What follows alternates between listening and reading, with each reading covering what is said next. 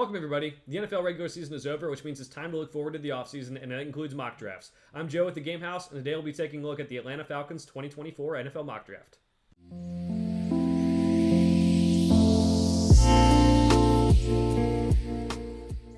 The Falcons are on the clock in our 2024 NFL mock draft series. As a reminder, we'll be using the NFL mock draft database simulator. I like it because the big boards are all meshed together from all over the internet to give more of a realistic big board. It's not like as biased as some other websites.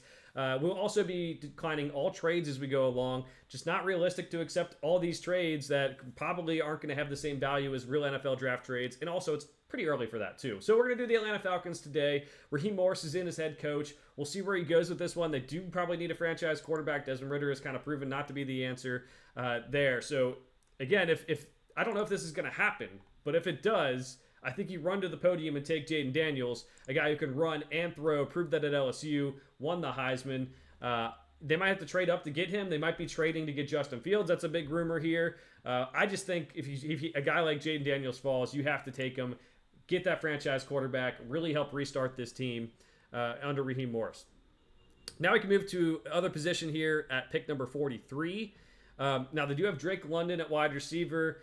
They do have Kyle Pitts at tight end, so you could go with the wide receiver here. Xavier Worthy's very, very good. Could be a pick here. Kalen King out of Penn State had a little bit of a rough year this year. Could go Leonard Taylor out of Miami. I think we're going to go Xavier Worthy. I think getting speed on this team could help. You pair him with Drake London, two different types of receivers to go with Kyle Pitts. I think it could really help open up this offense. You have to fix the offense first. Now with Jayden Daniels, Bijan Robinson, Xavier Worthy, Kyle Pitts, Drake London, plenty of options there. And now Raheem Morris, who can go into the defense now, can get some guys who can really help them as well. Let's see. We have a lot of safeties, corners here. Michael Hall, a defensive line, is impressed at the Senior Bowl. Let's go Kalen Bullock out of USC. Now, he's a guy who's going to patrol that back end of the defense well. He's not going to help in the run support. He's not going to tackle that well. But he's not going to find a guy with a lot of range like him. So Raheem Morris might like that at the back end of his defense. And then let's improve the interior defensive line, too. Let's get Michael Hall, a guy who's more of a one-on-one, winning the matchup type of guy, but very athletic. And I think he can be a pass-rushing aid in the middle, too. So definitely can help this defense as they move along here. Now we're getting into more of the middle rounds of guys that probably aren't going to start right away. You're looking for guys who can play on special teams, too. Let's see. Already got safeties and defensive linemen. Could go offensive line depth here. Let's go Adisa Isaac out of Penn State. Maybe a little bit overshadowed because Chop Robinson played on the other side from him.